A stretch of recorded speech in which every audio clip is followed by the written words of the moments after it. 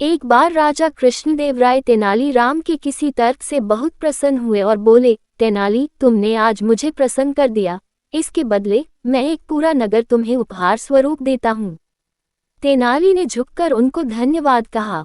इसके बाद कई दिन बीत गए, परंतु राजा कृष्णदेव राय ने अपना वचन पूरा नहीं किया। वे तेनाली को एक नगर उपहार में देने का अपना वचन भूल गए थे। राजा के इस प्रकार वचन भूल जाने से तेनाली बड़ा परेशान था। उसे समझ नहीं आ रहा था कि क्या करे, परंतु फिर भी राजा को उनका वचन याद दिलवाना तेनाली को अच्छा नहीं लग रहा था। इसलिए वह एक उचित मौके की तलाश में था। एक दिन एक अरबी व्यक्ति विजयनगर आया। उसके पास एक ऊंट था।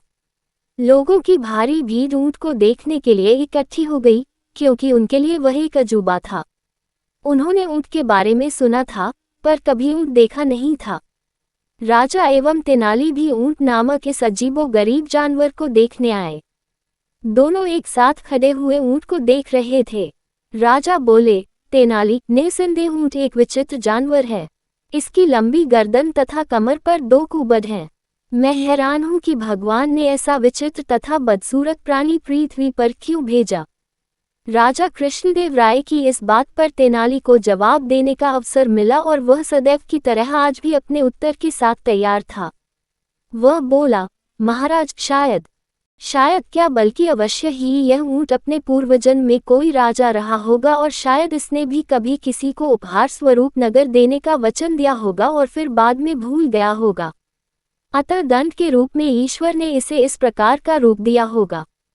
पहले तो राजा को यह तेनाली की एक बुद्धिपूर्ण काल्पनिक कहानी लगी, परंतु कुछ समय पश्चात ही उन्हें तेनाली को दिया हुआ अपना वचन याद आ गया।